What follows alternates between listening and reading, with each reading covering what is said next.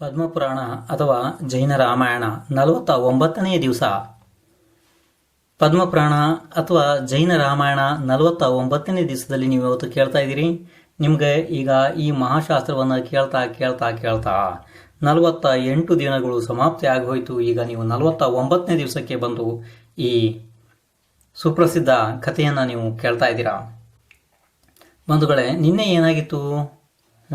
ನಿನ್ನೆ ಹೇಳ್ರಿ ನೋಡೋಣ. ನಿನ್ನೆ ನೆನಪು ಮಾಡ್ರಿ, ಎಲ್ಲಿವರೆಗೆ ಆಗಿತ್ತು ನಿನ್ನೆ ಆ ದೊಡ್ಡ ಕಾಡಿನಲ್ಲಿ ರೋದನೆ ಮಾಡ್ತಿರುವಂಥ ಅಳ್ತಿರುವಂಥ ಸೀತೆಯನ್ನು ವಜ್ರಜಂಗನ ಸೈನಿಕರು ನೋಡಿದ್ರು. ವಜ್ರಜಂಗನ ಸೈನಿಕರು ನೋಡಿ ವಜ್ರಜಂಗನ ಸೈನಿಕರು ಹೋಗಿ ವಜ್ರಜಂಗನಿಗೆ ಹೇಳಿದ್ರು. ಮತ್ತು ವಜ್ರಜಂಗ ಕೂಡ ಬಂದ. ವಜ್ರಜಂಗ ಬಂದ ನಂತರ ಸೀತೆ ತನ್ನ ಪರಿಚಯವನ್ನು ಹೇಳಿದ್ಲು. ಆವಾಗ ಇಂಥ ಮಹಾಪುರುಷರ ಅಂದರೆ ಇಂಥ ಬಲಭದ್ರನಾದ ದಶರಥನ ಮಗ ರಾಮನ ಹೆಂಡತಿಗೆ ಈ ಪರಿಸ್ಥಿತಿ ಅಂತ ಹೇಳಿ ಕರ್ಮದ ಸ್ಥಿತಿಗಳನ್ನು ವಿಚಾರ ಮಾಡಿ ರಾಜ ವಜ್ರಜಂಗ ಅಂದರೆ ಸೀತೆ ಎಲ್ಲ ಕಥೆಯನ್ನು ಹೇಳಿದ್ಲಲ್ಲ, ಹೀಗೀಗಾಗಿತ್ತು ನಂದು ಅಂತ ಹೇಳಿ ಈಗ ರಾಜ ವಜ್ರಜಂಗ ವಿಚಾರ ಮಾಡ್ತಾನೆ. ಈ ಮಹಾಪತಿವ್ರತೆ ನಮ್ಮ ದೇಶದಲ್ಲಿ ಇದ್ರೆ ನಮ್ಮ ದೇಶದ ಶೋಭೆ ಅಂತ ಹೇಳಿ ವಿಚಾರ ಮಾಡಿ ರಾಜ ವಜ್ರಜಂಗ ಸೀತೆಗೆ ಎಲ್ಲ ಅಭಯದಾನ ಕೊಡ್ತಾನೆ, ಭರವಸೆ ಕೊಡ್ತಾನೆ. ಸೀತೆಗೆ ಅಂತಾನೆ, ಹೇ ಮಾತಾ, ನೀನು ನನ್ನ ತಂಗಿ ಇದ್ದಂಗೆ, ನೀನು ಏನು ಹೆದರಬೇಡ, ನಿನ್ನನ್ನು ಎಲ್ಲ ಕುಶಲವಾಗಿ ನಾವು ನಮ್ಮ ರಾಜ್ಯಕ್ಕೆ ಕರ್ಕೊಂಡು ಹೋಗ್ತೀವಿ. ಕರ್ಕೊಂಡು ಹೋಗಿ ನಿನ್ನನ್ನು ಎಲ್ಲ ಸುಖವಾಗಿ ನಾವು ನೋಡ್ಕೊತೀವಿ. ನೀನು ಎಲ್ಲ ಚಿಂತೆಯನ್ನು ಮರಿ, ಆ ಒಂದು ಕರ್ಮದ ಉದಯ ನಿನಗೆ ಸ್ವಲ್ಪ ದಿವಸ ಬಂತು, ಇನ್ನು ನೀನು ನಿನ್ನ ಜೀವನವನ್ನು ಸುಖ ರೂಪದಿಂದ ನೀನು ಬಾಳು. ನಿನಗೆ ಯಾವುದೇ ರೀತಿ ಕಷ್ಟ ಆಗದಂತೆ ನಾವು ನೋಡ್ಕೊತೀವಿ. ಮತ್ತು ನಿನ್ನ ಆಜ್ಞೆಯನ್ನು ನಮ್ಮ ಎಲ್ಲ ರಾಣಿಯರು ಮತ್ತು ನಮ್ಮ ರಾಜ್ಯದಲ್ಲಿ ಎಲ್ಲರೂ ನಿನ್ನ ಆಜ್ಞೆಯನ್ನು ಪಾಲನೆ ಮಾಡ್ತಾರೆ. ಹೇ ಮಾಸತಿ, ಕೇವಲ ಆಜ್ಞೆ ಮಾಡು ಅಷ್ಟೇನೆ, ನಿನ್ನ ಆಜ್ಞೆಯ ಮೇಲೇನೆ ಎಲ್ಲ ನಿಂತಿರ್ತದೆ ಅಂತ ಹೇಳಿ ಅವಳಿಗೆ ಬಹಳ ಪ್ರೋತ್ಸಾಹ ಕೊಟ್ಟು ಅವಳ ದುಃಖವನ್ನು ಸಾಕಷ್ಟು ಕಡಿಮೆ ಮಾಡಿದ ಈ ವಜ್ರಜಂಗನನ್ನು ನೋಡಿ, ವಜ್ರಜಂಗನ ಆ ಮಾತುಗಳನ್ನು ಕೇಳಿ, ವಜ್ರಜಂಗನ ಆ ನರೋತ್ತಮ ವಜ್ರಜಂಗನ ಆ ಸಮ್ಯಕ್ ದೃಷ್ಟಿ ವಜ್ರಜಂಗನ ಆ ಮಾತುಗಳನ್ನು ಕೇಳಿ, ಮಧುರವಾದ ಮಾತುಗಳನ್ನು ಕೇಳಿ ಈಗ ಸೀತೆಗೆ ಇಷ್ಟು ಸಂತೋಷ ಆಯಿತು ಅಂದರೆ ನನ್ನ ಅಣ್ಣ ಬಾಮಂಡಲನೇ ನನ್ನನ್ನು ಬಂದು ಕರ್ಕೊಂಡು ಹೋಗ್ತಿದ್ದಾನೆ ಅನ್ನುವಷ್ಟು ಸಂತೋಷ ಆಯಿತು ಸೀತೆಗೆ. ನನ್ನ ಅಣ್ಣ ಬಾಮಂಡಲನೇ ಬಂದ ಅನ್ನುವಂಥ ರೀತಿ ಅವಳಿಗೆ ಅನಿಸ್ತು ಈ ವಜ್ರಜಂಗನನ್ನು ನೋಡಿ. ಪುಣ್ಯಾತ್ಮ ಜೀವಗಳು ನೋಡ್ರಿ, ದೊಡ್ಡ ದೊಡ್ಡ ಕಾಡಿಗೆ ಹೋದರೂ ಕೂಡ ಅಲ್ಲಿ ಕೂಡ ರಕ್ಷಣೆ ಮಾಡೋರು ಯಾರು ಬಂದೇ ಬರ್ತಾರೆ. ಪುಣ್ಯಕಾಲಿ ಕೈ ಜೀವದಲ್ಲಿ ಪುಣ್ಯ ಹೊಂದಿದ್ರೆ ಸಾಕು, ಅಂತ ದೊಡ್ಡ ದೊಡ್ಡ ಕಾಡಿನಲ್ಲಿ ಕೂಡ ರಕ್ಷಣೆ ಮಾಡೋದಕ್ಕೆ ಯಾರು ಬಂದು ರಕ್ಷಣೆ ಮಾಡೇ ಮಾಡ್ತಾರೆ. ಇದು ಪಾಪ ಪುಣ್ಯದ ಮಹಾ ವಿಶೇಷ ಘಟನೆಗಳು ನೋಡ್ರಿ. ಹಾಗೆ ಪಾಪ ಪುಣ್ಯ ಜೀವವನ್ನು ಆಟ ಆಡಿಸ್ತದೆ ನೋಡ್ರಿ. ಅಕಸ್ಮಾತ್ ಪಾಪದ ಉದಯ ಏನಾರು ಬಂದರೂ ಕೂಡ ರಾಜನ ಮಹಲ್ನಲ್ಲಿ ಎಲ್ಲ ಭದ್ರತೆಯಲ್ಲಿ ಇದ್ರೂ ಕೂಡ ಪಾಪದ ಉದಯ ಬಂದಾಗ ಆ ಪಾಪ ತನ್ನ ಕರ್ಮದ ಉದಯವನ್ನು ಅದು ತೋರಿಸಿಯೇ ಬಿಡ್ತದೆ. ಅಲ್ಲೂ ಕೂಡ ಜೀವಗಳನ್ನು ಘಾತ ಮಾಡಿಯೇ ಮಾಡ್ತದೆ. ಆದರೆ ಅಕಸ್ಮಾತ್ ಏನಾದ್ರು ಪುಣ್ಯದ ಉದಯ ಇತ್ತು ಅಂದರೆ ಜೀವದಲ್ಲಿ ನೋಡಿ, ಜೀವ ಅಕಸ್ಮಾತ್ ಅಂತ ದೊಡ್ಡ ಕಾಡಿನಲ್ಲಿ ಹೋದರೂ ಕೂಡ ಅಲ್ಲಿ ಯಾರು ರಕ್ಷಣೆ ಮಾಡೋರು ಬಂದೇ ಬರ್ತಾರೆ ಅನ್ನೋದಕ್ಕೆ ಇದೊಂದು ಸುಂದರ ಉದಾಹರಣೆ.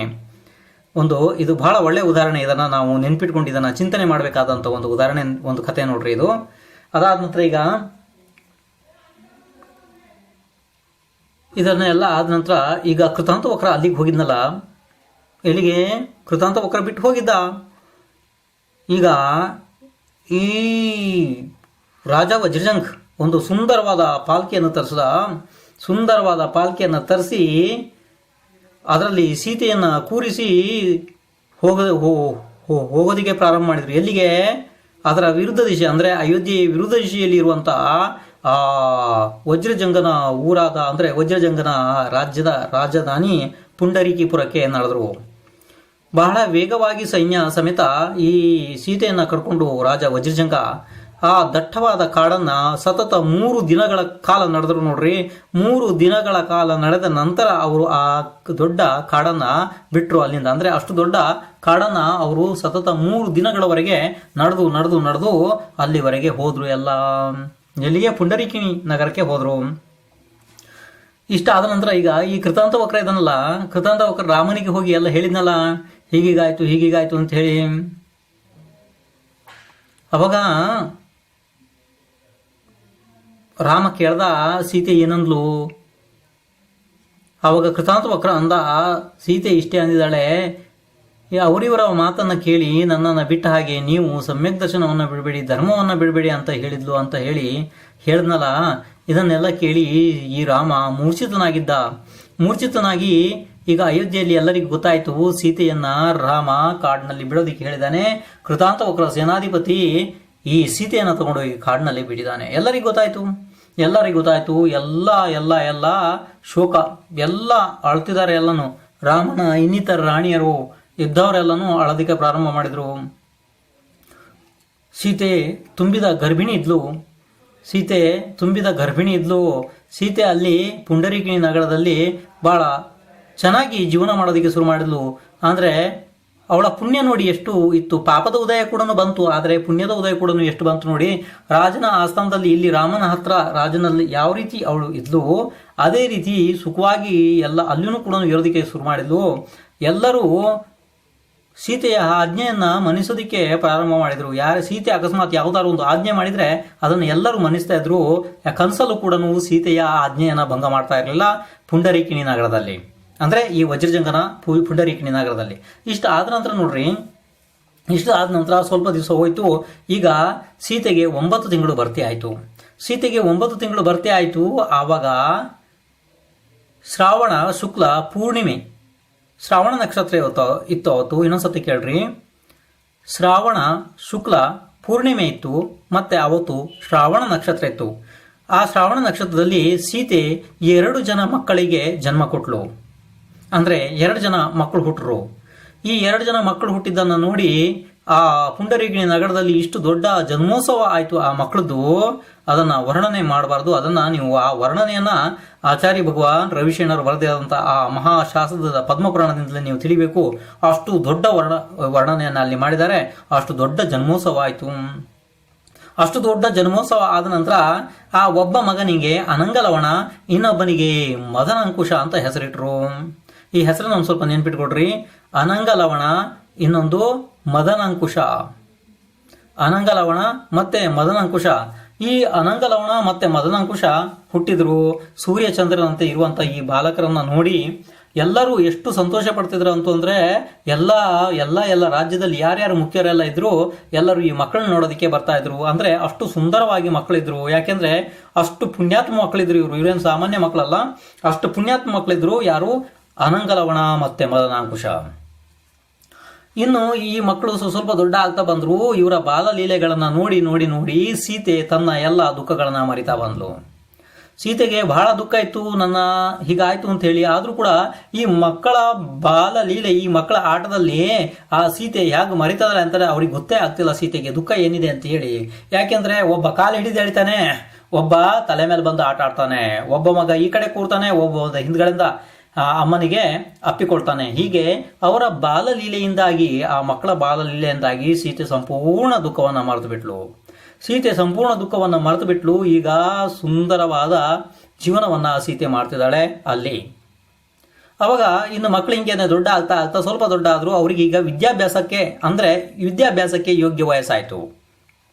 ಈಗ ಅವರು ವಿದ್ಯಾಭ್ಯಾಸಕ್ಕೆ ಯೋಗ್ಯ ಆದ್ರು. ಆ ಸಮಯದಲ್ಲಿ ಅಲ್ಲಿಗೆ ಒಬ್ರು, ನೋಡ್ರಿ ಇದೇನೆ ಪುಣ್ಯ ಅನ್ನೋದು ಇದಕ್ಕೇನೆ, ಆ ಸಮಯದಲ್ಲಿ ಅಲ್ಲಿಗೆ ಒಬ್ರು ಶುಲ್ಲಕರು ಬಂದ್ರು. ಅವರ ಹೆಸರಿತ್ತು ಸಿದ್ಧಾರ್ಥ ಅಂತ. ಅಂದ್ರೆ ಶುಲ್ಲಕ ಮುನಿ ಅಂತಿರಲ್ಲ ನೀವು, ಶುಲ್ಲಕ ಮುನಿ ಮಹಾರಾಜರು ಬಂದ್ರು. ಆ ಶುಲ್ಲಕ ಮುನಿ ಮಹಾರಾಜರ ಹೆಸರಿತ್ತು ಸಿದ್ಧಾರ್ಥ ಅಂತ ಹೇಳಿ. ಆ ಸಿದ್ಧಾರ್ಥ ಮುನಿ ಮಹಾರಾಜರು ಅಷ್ಟಾಂಗ ನಿಮಿತ್ತ ಜ್ಞಾನಿ ಇದ್ರು. ಅಷ್ಟಾಂಗ ನಿಮಿತ್ತ ಜ್ಞಾನ ಇತ್ತು ಅವರಿಗೆ, ಆ ಶುಲ್ಲಕ ಮುನಿ ಮಹಾರಾಜರಿಗೆ. ಅವ್ರೇನು ಸಾಮಾನ್ಯ ಇರಲಿಲ್ಲ. ಅವರಿಗೆ ಯಾರ ಮೇಲೆ ರಾಗ ಇರಲಿಲ್ಲ, ಯಾರ ಮೇಲೆ ದ್ವೇಷ ಇರಲಿಲ್ಲ. ಆದ್ರೂ ಕೂಡ ಈ ಮಕ್ಕಳನ್ನ ನೋಡಿ ಅವರು ಆಕರ್ಷಿತರಾದ್ರು ಸಿದ್ಧಾರ್ಥ ಮುನಿ ಮಹಾರಾಜರು. ಆ ಸಿದ್ಧಾರ್ಥ ಶುಲ್ಲಕ ಮುನಿ ಮಹಾರಾಜ್ ಏನ್ ಮಾಡಿದ್ರು, ಈ ಮಕ್ಕಳನ್ನ ನೋಡಿ ಅಷ್ಟಾಂಗ ನಿಮಿತ್ತ ಜ್ಞಾನ ಇತ್ತು ಅವರಿಗೆ. ಆ ನಿಮಿತ್ತ ಜ್ಞಾನದಿಂದ ತಿಳಿದ್ರು ಇವರು ಮುಂದೆ ಆಗುವಂತ ಬಹಳ ದೊಡ್ಡ ಮಹಾಪುರುಷರಿದ್ದಾರೆ ಅಂತ ಹೇಳಿ ಇವರಿಗೆ ನಾನು ವಿದ್ಯಾಭ್ಯಾಸ ಮಾಡಿಸ್ತೀನಿ ಅಂತ ಹೇಳಿ ಆ ವಿದ್ಯಾಭ್ಯಾಸದ ಜವಾಬ್ದಾರಿಯನ್ನು ಅವ್ರು ತಗೊಂಡ್ರು. ಅಂದ್ರೆ ಶುಲ್ಲಕ್ ಮಹಾರಾಜ್ ಸಿದ್ಧಾರ್ಥ ಅನ್ನುವರು ಸ್ವಲ್ಪ ದಿವಸ ಅಲ್ಲೇ ನಿಂತು ಈ 2 ಜನ ಮಕ್ಕಳಿಗೆ ಶಾಸ್ತ್ರ ಮತ್ತೆ ಶಸ್ತ್ರ, ನೋಡಿ 2 ವಿದ್ಯೆಗಳು ಬೇಕಾಗ್ತದೆ, ಶಾಸ್ತ್ರ ಮತ್ತೆ ಶಸ್ತ್ರ.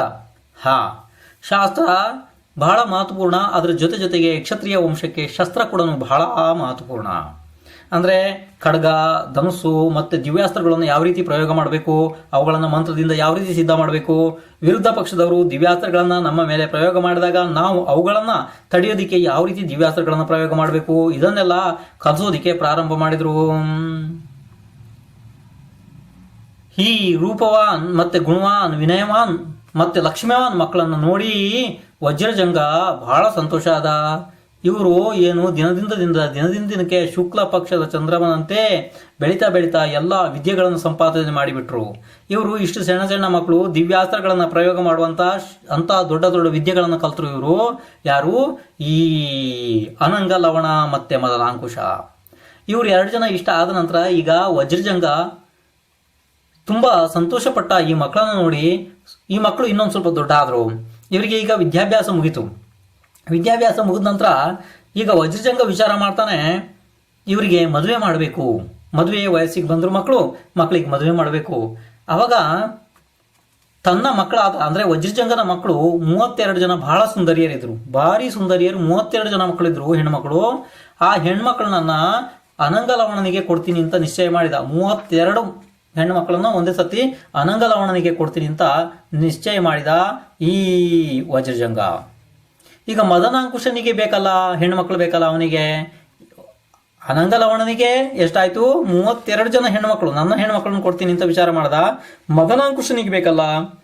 ಆ ಸಮಯದಲ್ಲಿ ಅಲ್ಲೇ ಸ್ವಲ್ಪ ದೂರದಲ್ಲಿ ಪೃಥ್ವಿಪುರ ನಗರ ಅಂತ ಇತ್ತು. ಅಲ್ಲಿ ರಾಜ ಪ್ರತು ಅಂತ ಇದ್ದ. ಅವನ ಒಬ್ಬಳು ಬಹಳ ಸುಂದರವಾದ ಮಗಳಿದ್ರು, ಕನಕಮಾಲ ಅಂತ ಹೇಳಿ. ಆ ಕನಕಮಾಲನನ್ನ ವಿಚಾರಿಸಿ ಈ ಮದನಾಂಕುಶನಿಗೆ ಮದುವೆ ಮಾಡಬೇಕು ಅಂತ ಹೇಳಿ ರಾಜ ವಜ್ರಜಂಗ ವಿಚಾರ ಮಾಡ್ದ.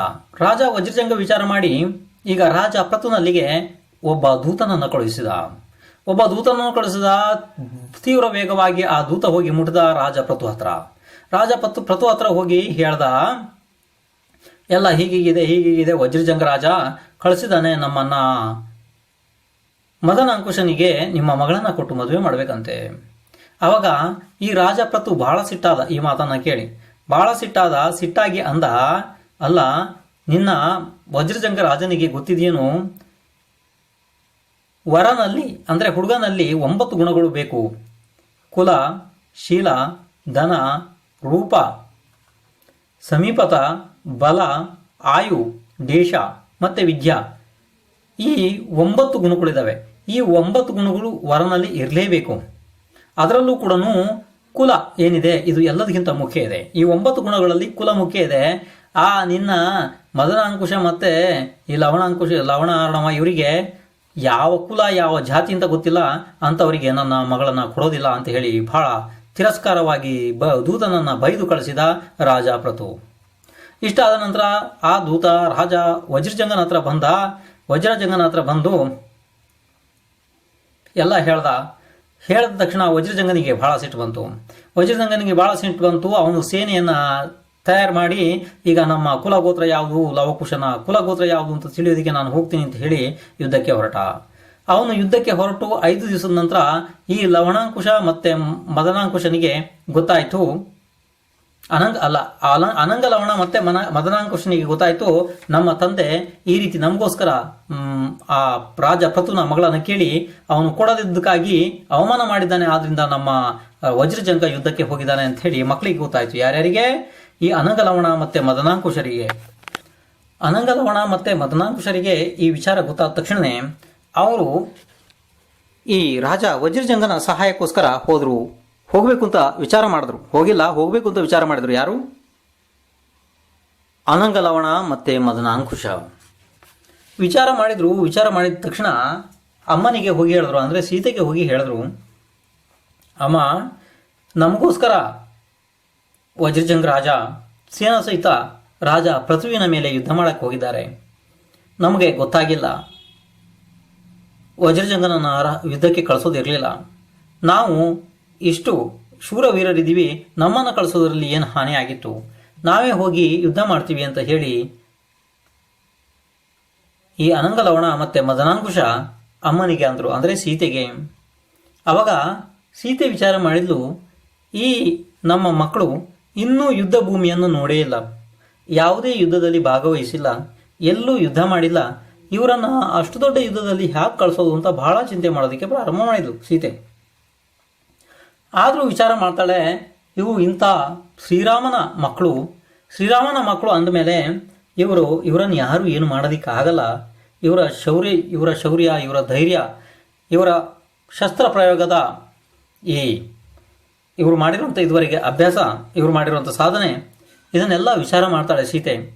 ಮನಸ್ಸಿಲ್ಲದ ಮನಸ್ಸಿನಿಂದನೂ ಕೂಡ ಅವಳಿಗೆ ಒಪ್ಪಲೇಬೇಕಾಗ್ತದೆ ಸೀತೆಗೆ. ಯಾಕೆಂದರೆ ಈ ಲವಣಾಂಕುಶ ಮತ್ತು ಅನಂಗ ಲವಣ ಮತ್ತು ಮದನಾಂಕುಶ ಭಾಳ ಹೇಳ್ತಾರೆ ತಾಯಿಗೆ, ಅಂದರೆ ಸೀತೆಗೆ, ನಾವು ಹೋಗ್ತೀವಿ, ನಾವು ಯುದ್ಧ ಮಾಡ್ತೀವಿ, ಇಲ್ಲ ನಾವು ಗೆಲ್ತೀವಿ, ಹಾಗಾಗಿ ಭಾಳ ಸಾಕಷ್ಟು ಹೇಳ್ತಾರೆ. ಆವಾಗ ಅವಳು ಮನಸ್ಸಿಲ್ಲದ ಮನಸ್ಸಿನಲ್ಲೂ ಕೂಡ ಒಪ್ಕೊಂಡ್ಲು, ಮಕ್ಕಳಿಗೆ ಆಶೀರ್ವಾದ ಕೊಟ್ಲು. ಆಯಿತು ಮಕ್ಕಳೇ ಹೋಗ್ರಿ. ಈಗಾಗಲೇ ವಜ್ರಜಂಗ ರಾಜ ಅಲ್ಲಿಗೆ ಯುದ್ಧಕ್ಕೆ ಹೋಗಿ 5 ದಿವಸ ಆಗಿತ್ತು. ಇನ್ನೂ ಆ ಯುದ್ಧ ಭೂಮಿಯನ್ನು ಮುಟ್ಟಿರಲಿಲ್ಲ ರಾಜ ವಜ್ರಜಂಗ. ಅಷ್ಟೊತ್ತಿಗೆ ಈ ಅನಂಗಲವಣ ಮತ್ತು ಮದನಾಂಕುಶ ಅಲ್ಲಿಗೆ ಹೊರಟರು. ಹೋಗಿ 5 ದಿವಸದಲ್ಲಿ ಹೋಗಿ ಅಲ್ಲಿಗೆ ಮುಟ್ಟಿದರು. ಮುಟ್ಟಿದ ನಂತರ ಈಗ ಆ ರಾಜ ಪ್ರತುನಿಗೆ ಗೊತ್ತಾಯಿತು, ಅಂದರೆ ನಮ್ಮ ವಿರುದ್ಧ ಪಕ್ಷ ಅಂದರೆ ರಾಜ ವಜ್ರಜಂಗ ನಮ್ಮ ಮೇಲೆ ಸಿಟ್ಟಾಗಿ ದೊಡ್ಡ ಸೇನೆಯನ್ನು ತಗೊಂಡು ನಮ್ಮ ಮೇಲೆ ಯುದ್ಧಕ್ಕೆ ಬರ್ತಿದ್ದಾನೆ ಅಂತ ಗೊತ್ತಾಯಿತು ರಾಜ ಪ್ರತುಗೆ. ರಾಜ ಪ್ರತುನು ಅಷ್ಟೇ ತನ್ನ ಸಹಾಯಕರಾದ ಅನ್ಯ ರಾಜರಿಗೆ ಎಲ್ಲನ ದೂತರನ್ನು ಕಳಿಸಿದ, ಕೆಲ ಪತ್ರ ಬರೆದು ಕಳಿಸಿದ, ನನಗೆ ನಿಮ್ಮ ಸಹಾಯ ಬೇಕು ಅಂತ ಹೇಳಿ. ಆವಾಗ ರಾಜ ಪ್ರತುನ ಯಾರ್ಯಾರು ಸಹಾಯಕ ಎಲ್ಲ ಇವರಿದ್ರು ಅಂದರೆ ರಾಜರಿದ್ರು, ಅವರೆಲ್ಲ ತಮ್ಮ ತಮ್ಮ ಸೈನ್ಯವನ್ನು ತಗೊಂಡು ಬಂದರು ರಾಜ ಪ್ರತು ಹತ್ರ ಬಂದು ಆ ಸೈನ್ಯವೆಲ್ಲ ಬಂದು ಅಲ್ಲಿ ತಯಾರಾಯಿತು. ಅಷ್ಟೊತ್ತಿಗೆ ರಾಜ ವಜ್ರಜಂಗನ ಸೇನೆ ಈ ಲವಕುಶರ ಸಹಿತವಾಗಿ ಯುದ್ಧ ಭೂಮಿಗೆ ಹೋಯಿತು. ಅಲ್ಲಿ ಬಹಳ ದೊಡ್ಡ ಪ್ರಮಾಣದ ಯುದ್ಧ ಆಯಿತು. ಬಹಳ ದೊಡ್ಡ ಪ್ರಮಾಣದ ಯುದ್ಧ ಆದಾಗ ಅಲ್ಲಿ ಕೊನೆಗೆ ಆ ರಾಜ ಪ್ರತು ಸೋಲು ಒಪ್ಕೊಳ್ಳೇಬೇಕಾಯಿತು. ಯಾಕೆಂದರೆ ರಾಜ ಪೃಥ್ವಿನ ಎಷ್ಟು ದೊಡ್ಡ ಸೈನ್ಯ ಇತ್ತು ನೋಡಿ, ಅದನ್ನು ಸಂಪೂರ್ಣವಾಗಿ ಈ ಮದನಾಂಕುಶ ಮತ್ತು ಅನಂಗಲವಣ ಸಂಪೂರ್ಣ ಸೋಲಿಸಿಬಿಟ್ರು. ಇವರ ಈ ಯುದ್ಧದ ಕೈಚಳಕದಿಂದ ಅವರಿಗೆ ಸೋಲು ಒಪ್ಕೊಳ್ಳೇಬೇಕಾಯಿತು ರಾಜ ಪ್ರತು ಸಂಪೂರ್ಣ ಸೋಲನ್ನು ಒಪ್ಕೊಂಡು ಈಗ ಅಲ್ಲಿಂದ ಯುದ್ಧ ಭೂಮಿಯಿಂದ ಓಡೋಗೋದಕ್ಕೆ ಪ್ರಾರಂಭ ಮಾಡಿದ ರಾಜ ಪ್ರತು. ಆವಾಗ ಅವನನ್ನು ಹಿಡಿದು ನಿಲ್ಲಿಸಿ ಈ ಮದನಾಂಕುಶ ಮತ್ತು ಈ ಅನಂಗಲವಣ ಅವನನ್ನು ಎಲ್ಲಿಗೂ ಹೋಗೋದಕ್ಕೆ ಬಿಟ್ಟಿಲ್ಲ. ಆ ಸಮಯದಲ್ಲಿ ರಾಜ ಪ್ರತು ಸೋಲು ಒಪ್ಪಿಕೊಂಡು ಈ ವಜ್ರಜಂಗನಿಗೆ ನಮಸ್ಕಾರ ಮಾಡಿ ಹೇಳ್ದ, ಇಂಥ ವೀರಪುತ್ರರನ್ನು ಅವರು ಕುಲವನ್ನು ಬಾಯಿಯಲ್ಲಿ ಹೇಳಿದ, ಯುದ್ಧ ಮಾಡಿ ಯುದ್ಧದ ಅವರ ಕೈಚಳಕದಿಂದ ಅವರ ಕುಲವನ್ನು ತೋರಿಸಿದ್ದಾರೆ. ಅವರ ಕುಲದ ಬಗ್ಗೆ ನನಗೆ ಯಾವುದೇ ರೀತಿ ಈಗ ಸಂಶಯ ಇಲ್ಲ. ಇದು ನನ್ನ ಅಜ್ಞಾನ ಕಾರಣದಿಂದ ನಾನು ಹೀಗೆ ಮಾಡಿದೆ ವಜ್ರಜಂಗ, ನಾನು ಹೀಗೆ ಮಾಡಬಾರ್ದಾಗಿತ್ತು, ನನ್ನ ತಪ್ಪಾಯಿತು. ಇವರು ಅನಂಗಲವಣ ಮತ್ತು ಮದನಾಂಕುಶ ತಮ್ಮ ತಮ್ಮ ಕುಲವನ್ನು ಯುದ್ಧದಲ್ಲಿ ಅವರವರ ಬಾಣದ ಕೈ ಚಳಕದಿಂದ ಅವರು ಹೇಳಿದ್ದಾರೆ ಅಂತ ಹೇಳಿ ಸೋಲು ಒಪ್ಕೊಂಡ ರಾಜ ಪ್ರತು ಸೋಲು ಒಪ್ಕೊಂಡು ಈಗ ಅವರನ್ನು ಅಂದರೆ ಈ ವಜ್ರಜಂಗ, ಮದನಾಂಕುಶ ಮತ್ತು ಈ ಅನಂಗಲವಣ ಇವರನ್ನೆಲ್ಲನ ತನ್ನ ರಾಜ್ಯಕ್ಕೆ ಕರ್ಕೊಂಡು ಹೋಗಿ ದೊಡ್ಡ ಆದರ ಸತ್ಕಾರದಿಂದ ಎಲ್ಲ ತನ್ನ ರಾಜಸಭೆಯನ್ನು ಪ್ರವೇಶ ಮಾಡಿಸಿ ಬಹಳ ದೊಡ್ಡ ವಿಭೂತಿ ಜೊತೆಗೆ ಅಂದರೆ ಎಲ್ಲ ಬಹಳ ದೊಡ್ಡ ವ್ಯವಸ್ಥೆ ಮಾಡಿದ. ಯಾರು? ರಾಜ ಪ್ರತು ಬಹಳ ದೊಡ್ಡ ವ್ಯವಸ್ಥೆ ಮಾಡಿದ. ಮದುವೆದು ದೊಡ್ಡ ವ್ಯವಸ್ಥೆ ಮಾಡಿ ದೊಡ್ಡ ವಿಭೂತಿಯ ಜೊತೆಗೆ ದೊಡ್ಡ ಸಂಭ್ರಮದಿಂದ ಈಗ ಈ ಮದನಾಂಕುಶನಿಗೆ ತನ್ನ ಮಗಳಾದ ಕನಕಮಾಲನನ್ನ ಮದುವೆ ಮಾಡಿಕೊಟ್ಟ. ಈಗ ನೋಡಿ, ಮದುವೆ ಮಾಡಿಕೊಟ್ಟ, ಎಲ್ಲ ಸಂಬಂಧ ಬೆಳೀತಿ. ಈಗ ಶತ್ರುತ್ವ ಇಲ್ಲ, ಈಗ ಸಂಬಂಧಿಕರಾದ್ರು. ನೋಡ್ರಿ ಇಲ್ಲಿ ಏನು ಗೊತ್ತಾ, ವಿಚಾರ ಮಾಡ್ರಿ. ಪುಣ್ಯ ಹೊಂದಿದ್ರೆ ಸಾಕು, ಪುಣ್ಯ ಹಿಂದಿನ ಜನ್ಮದಲ್ಲಿ ಮಾಡಿರುವಂಥ ದಾನ ಧರ್ಮ, ಜಿನೇಂದ್ರ ಭಗವಾನರ ಅಭಿಷೇಕ ಪೂಜೆ, ಮುನಿ ಆರಿಕ ಶ್ರಾವಕರಿಗೆ ಕೊಟ್ಟಿರುವಂಥ ದಾನ, ಆ ದಾನದ ಫಲದಿಂದ ಜೀವ ಅಥವಾ ಸಮ್ಯಕ್ ದರ್ಶನದಿಂದ ಸಂಪಾದಿಸಿದಂಥ ಪುಣ್ಯದ ಫಲದಿಂದ ಜೀವ ನೋಡಿ, ಆ ಜೀವನ ಶತ್ರುಗಳು ಕೂಡ ಒಂದೇ ದಿವಸದಲ್ಲಿ ಒಂದೇ ಸಮಯದಲ್ಲಿ ಬೇಕಾರೆ ಎಲ್ಲ ಮಿತ್ರರಾಗಿ ಪರಿವರ್ತನೆ ಆಗ್ತಾರೆ. ಮತ್ತೆ ಅವರು ಆಜ್ಞಾಕಾರಿಯಾಗಿ ಇವ್ರು ಹೇಳಿದಂಥ ಕೆಲಸವನ್ನ ಮಾಡ್ತಾರೆ. ಅಂದರೆ ಇದೆಲ್ಲ ಪುಣ್ಯ ಪಾಪದ ಆಟಗಳಿದಾವೆ ಅಂತ ಆಚಾರ್ಯ ಭಗವಾನರ ವಿಷಯನು ಬಹಳ ಬರೀತಾರೆ. ಇದನ್ನು ಬಹಳ ಸುಂದರವಾಗಿ ಬರೀತಾರೆ ಪದ್ಮಪುರಾಣದಲ್ಲಿ. ಎಲ್ಲ ಪುಣ್ಯ ಪಾಪದ ಆಟಗಳಿದಾವೆ ನೋಡ್ರಿ. ಇವರು ಇನ್ನೂ ಸಣ್ಣ ಸಣ್ಣ ಮಕ್ಕಳಿದ್ದಾಗಲೇ ಇವರ ಶೌರ್ಯ ಇಷ್ಟಿತ್ತು, ಇವರು ಪುಣ್ಯ ಇಷ್ಟಿತ್ತು ನೋಡ್ರಿ. ಇದು ಯಾರ್ದು? ಮದನಾಂಕುಶ ಮತ್ತೆ ಅನಂಗಲವಣದ್ದು. ಇಷ್ಟ ಆದ ನಂತರ ಮದುವೆ ದೊಡ್ಡ ಪ್ರಮಾಣದಲ್ಲಿ ಎಲ್ಲ ಮದುವೆ ಆಯಿತು. ಮದುವೆ ಎಲ್ಲ ಆದಮೇಲೆ ಕೇವಲ ಒಂದು ದಿವಸ ಮಾತ್ರ ರಾಜ ಪ್ರತೂನ ಆ ಆಸ್ಥಾನದಲ್ಲಿ ಅಂದರೆ ರಾಜ್ಯದಲ್ಲಿ ಇವರಿದ್ದರು. ಯಾರು? ವಜ್ರಜಂಗ, ಮದನಾಂಕುಶ್ ಮತ್ತೆ ಅನಂಗಲವಣ. ಒಂದೇ ದಿವಸ ಇದ್ರು ಮದುವೆ ಆದಮೇಲೆ. ಮದುವೆ ಆದಮೇಲೆ ಒಂದೇ ದಿವಸ ಅಲ್ಲಿದ್ದರು. ಇನ್ನು ಅಲ್ಲಿಂದ ಸಂಪೂರ್ಣ ದೊಡ್ಡ ಸೈನ್ಯವನ್ನು ತಗೊಂಡು ಈಗ ಮುಂದೆ ದಿಗ್ವಿಜಯಕ್ಕೆ ಅಂತ ಹೊರಟರು. ನೋಡಿ, ಇಷ್ಟು ದಿವಸ ಆ ವಿಚಾರನೇ ಇರಲಿಲ್ಲ. ಇವಳನ್ನ ಮದುವೆ ಆದ ತಕ್ಷಣ ಯಾರನ್ನ? ಈ ಕನಕಮಾಲನ ಮದುವೆ ಆಗಿ ಅಲ್ಲಿಂದ ದೊಡ್ಡ ಸೈನ್ಯದ ವ್ಯವಸ್ಥೆ ಆಯಿತು ಅವರಿಗೆ. ಆ ವ್ಯವಸ್ಥೆಯ ಜೊತೆಗೆ ಅವರೀಗ ಈಗ ಯುದ್ಧಕ್ಕೆ ಹೊರಡ್ತಾರೆ ನೋಡ್ರಿ. ಅಂದರೆ ದಿಗ್ವಿಜಯಕ್ಕೆ ಹೊರಡ್ತಿದ್ದಾರೆ. ಯಾರ್ಯಾರು? ವಜ್ರಜಂಗ, ಇವರು 2 ಜನ ಮಕ್ಕಳು, ಅನಂಗಲವಣ ಮತ್ತೆ ಮದನಾಂಕುಶ. ಈ ನೋಡ್ರಿ, ನೀವು ಲವಕುಶ ಅಂತೀರಲ್ಲ, ಈ ಲವಕುಶರೇ ಇವರು, ಬೇರೆ ಯಾರು ಅಲ್ಲಪ್ಪ. ಲವಕುಶ ಅಂತ ಹೇಳ್ತಿರಲ್ಲ, ಇವರೇ ಲವಕುಶ. ಅಂದರೆ ಅನಂಗಲವಣ, ಮದನಾಂಕುಶ. ಮದನಾಂಕುಶ ಅಂದರೆ ಕುಶ, ಅನಂಗಲವಣ ಅಂದರೆ ಲವಣ, ಲವ. ಅರ್ಥ ಆಯ್ತು? ಇದು ಏನು ಗೊತ್ತಾ? ಈ ಅಂದ್ರೆ ಅವರ ನಿಜವಾದ ಹೆಸರು ಇದು. ನಾವು ಹೇಳಬೇಕಿದ್ರೆ ಅದನ್ನು ಭಾಳ ಸಂಕುಚಿತ ಮಾಡಿ ಲವಕುಶ ಅಂತ ಹೇಳ್ತೀವಿ.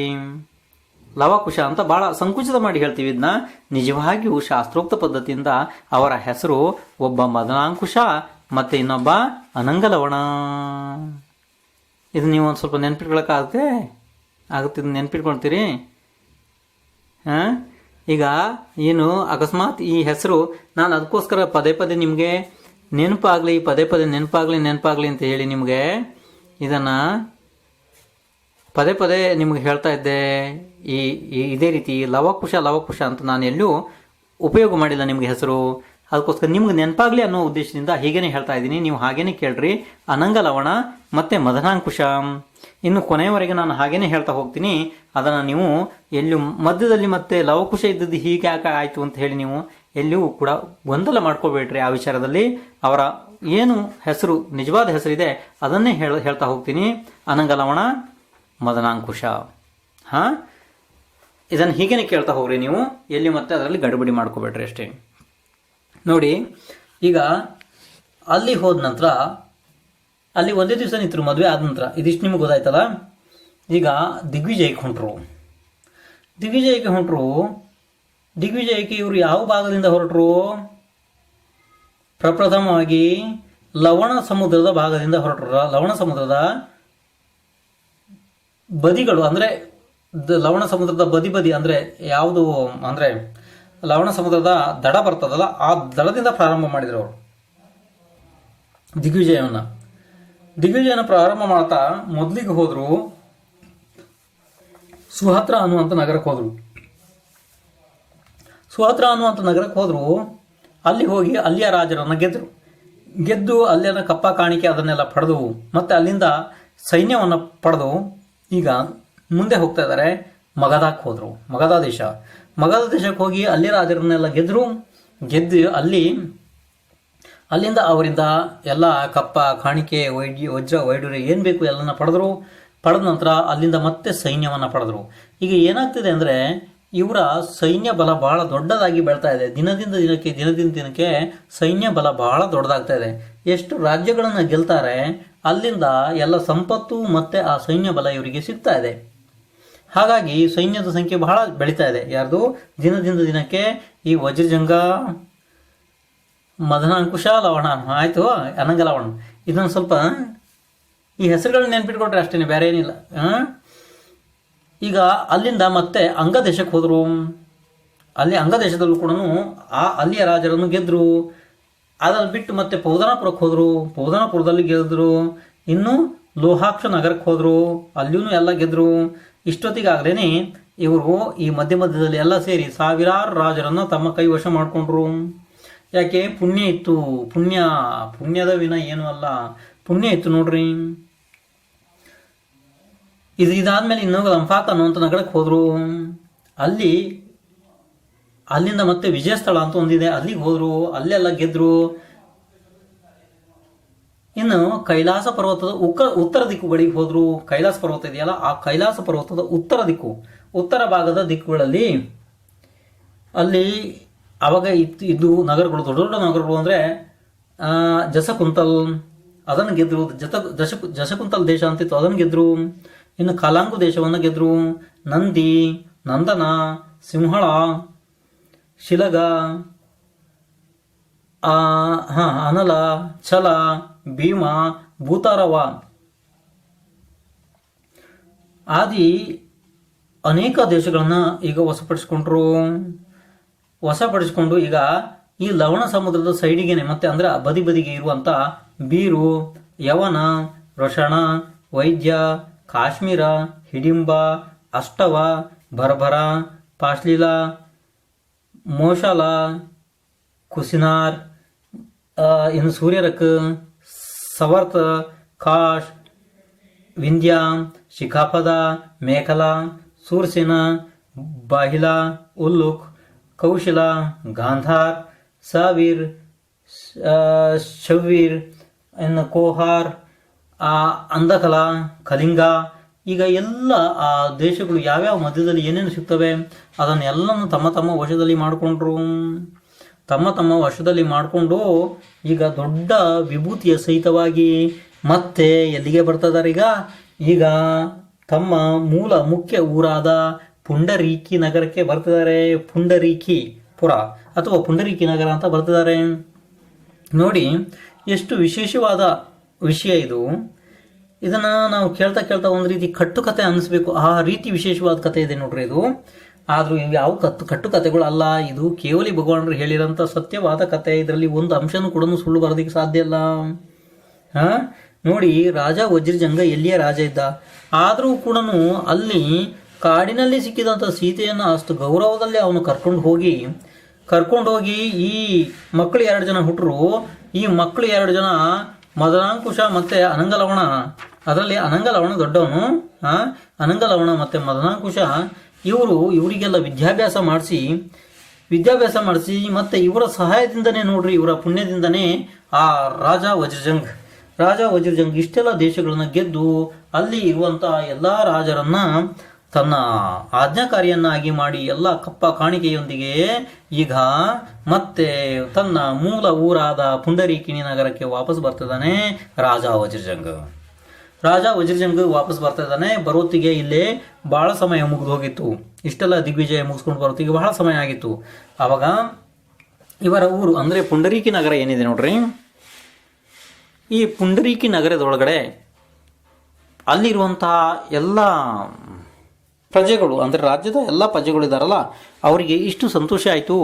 ಅಂದರೆ ಈಗ ಇಷ್ಟು ದಿವಸದ ನಂತರ ದಿಗ್ವಿಜಯ ಮುಗಿಸ್ಕೊಂಡು ನಮ್ಮ ರಾಜ ವಜ್ರಜಂಗ್ ಮತ್ತೆ ಇವರು 2 ಜನ ಅದ್ಭುತ ಮಹಾಯೋಧರಾದ ಈ ಅನಂಗಲವಣ ಮತ್ತೆ ಮದನಾಂಕುಶ ಇವ್ರ ಜೊತೆಗೆ ಇಷ್ಟು ದೊಡ್ಡ ವಿಭೂತಿಯೊಳಲಿ ಈಗ ಈ ವಜ್ರಜಂಗ್ ರಾಜ ಬರ್ತಾ ಇದ್ದಾನೆ ಮರಳಿ ತನ್ನ ರಾಜ್ಯಕ್ಕೆ. ಈಗ ಅಲ್ಲಿಯ ಪ್ರಜೆಗಳೆಲ್ಲ ಅದಕ್ಕೋಸ್ಕರ ದೊಡ್ಡ ಉತ್ಸವವನ್ನು ಆಚರಣೆ ಮಾಡಿದ್ರು. ಅಂದರೆ ಇಷ್ಟು ದಿವಸದ ನಂತರ ನಮ್ಮ ರಾಜ ನಮ್ಮ ಊರಿಗೆ ಪುಂಡರೀಕಿ ನಗರಕ್ಕೆ ಬರ್ತಿದ್ದಾನೆ, ಸಂಪೂರ್ಣ ದಿಗ್ವಿಜಯನ ಮುಗಿಸ್ಕೊಂಡು ಅಂತ ಹೇಳಿ ಬಹಳ ಸಂತೋಷಿತರಾದರು. ಸಂತೋಷ ಆಗಿ ಎಲ್ಲ ಮನೆಗಳಲ್ಲಿ ತೋರಣ, ರಂಗೋಲಿ, ಉತ್ಸವಗಳು, ಎಲ್ಲ ಜಿನೇಂದ್ರ ಭಗವಾನರ ಪೂಜೆಗಳು, ಎಲ್ಲ ದೊಡ್ಡ ಎಲ್ಲ ಉತ್ಸವಗಳು ಎಲ್ಲ ಮಾಡೋದಕ್ಕೆ ಪ್ರಾರಂಭ ಮಾಡಿದರು ಇಲ್ಲಿಯ ಜನ ಪುಂಡರೀಕಿಣಿ ನಗರದ ಜನ. ಯಾಕೆಂದರೆ ಅವರು ಬಹಳ ಸಂತೋಷ ಆಯಿತು, ಇಷ್ಟು ವರ್ಷದ ನಂತರ ಈಗ ಎಲ್ಲ ಗೆದ್ದು ಬಂದರು.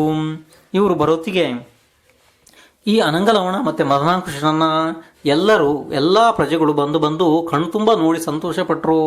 ಇಂಥ ಯೋಧರನ್ನ ಪಡೆದ ಅಂತ ಈ ವಜ್ರಜಂಗನೇ ಧನ್ಯ, ಮತ್ತು ಈ ಪುಂಡರೀಕಿ ನಗರವೇ ನಮ್ಮದು ಧನ್ಯ ಅಂತ ಹೇಳಿ ಈ ಪುಣ್ಯಾತ್ಮ ಪುರುಷರನ್ನ ಅವರೆಲ್ಲ ಗುಣಗಾನ ಮಾಡೋದಕ್ಕೆ ಪ್ರಾರಂಭ ಮಾಡಿದರು. ಅದೇ ರೀತಿ ಸೀತೆನೂ ಕೂಡ ಗುಣಗಾನ ಮಾಡೋದಕ್ಕೆ ಪ್ರಾರಂಭ ಮಾಡಿದರು. ನೋಡು, ಪತಿವ್ರತೆ ಸೀತಾ ಇಂಥ ಮಕ್ಕಳನ್ನು ಹಡೆದು ಬಿಟ್ಲು ಅಂತ ಹೇಳಿ ಎಲ್ಲರೂ ಕೊಂಡಾಡ್ತಾರೆ. ನೋಡಿ, ಹಿಂದಿನ ಜನ್ಮದಲ್ಲಿ ಈ ಅನಂಗಲವಣ ಮತ್ತು ಮದನಾಂಕುಶ ಮಾಡಿರದಂಥ ಮಹಾಪುಣ್ಯದಿಂದ ಈ ಜನ್ಮದಲ್ಲಿ ಅವರಿಗೆ ಕಾಡಿನಲ್ಲಿ ತನ್ನ ತಾಯಿ ಅನಾಥೆ ಆದರೂ ಕೂಡ ತಾವು ಹುಟ್ಟಿದ ಮೇಲೆ ಇಷ್ಟು ಸಂಪತ್ತನ್ನು ಪ್ರಾಪ್ತ ಮಾಡಿಕೊಂಡ್ರು. ಇದೆಲ್ಲ ಪುಣ್ಯ ಪಾಪದ ಪ್ರಭಾವ. ಅದಕ್ಕೋಸ್ಕರ ಜೀವಕ್ಕೆ ಯಾವಾಗ್ಲೂ ಜಿನೇಂದ್ರ ಭಗವಾನರ ಧರ್ಮವನ್ನ ನಿಯಮದಿಂದ ಪಾಲನೆ ಮಾಡಬೇಕು. ಧರ್ಮವನ್ನು ಪಾಲಿಸೋದ್ರಿಂದ ಜೀವಕ್ಕೆ ಇಂಥ ಸಂಪತ್ತಿಗಳೆಲ್ಲ ಕಾಲಾಂತರದಲ್ಲಿ ಸಿಕ್ಕಿ ಮತ್ತೆ ಮೋಕ್ಷದ ಪ್ರಾಪ್ತಿ ಆಗುತ್ತೆ ಅಂತ ಹೇಳಿ ಆಚಾರ್ಯ ಭಗವಾನ್ ರವಿಶೇಣರು ಬಹಳ ಸುಂದರವಾಗಿ ಬರೀತಾರೆ ಪದ್ಮಪುರಾಣ ಮಹಾಶಾಸ್ತ್ರದಲ್ಲಿ. ಬಂಧುಗಳೇ, ಅತ್ಯಂತ ವಿಸ್ತಾರಕ್ಕೋಸ್ಕರ ನೀವು ಅಲ್ಲಿಂದನೇ ತಿಳ್ಕೊಬೇಕಾಗುತ್ತೆ ಇದನ್ನ, ಅವರ ವೈಭವ ಎಷ್ಟು ಅಂತ ಹೇಳಿ ಇವ್ರದೆಲ್ಲನ. ಈಗ ಸಮಯ ಆಯಿತು, ಇನ್ನು ಮುಂದಿನ ಕತೆ ನಾಳೆ ಬಂದು ಕೇಳ್ರಿ. ಮಹಾವೀರ ಭಗವಾನರಿಗೆ ಜಯವಾಗಲಿ.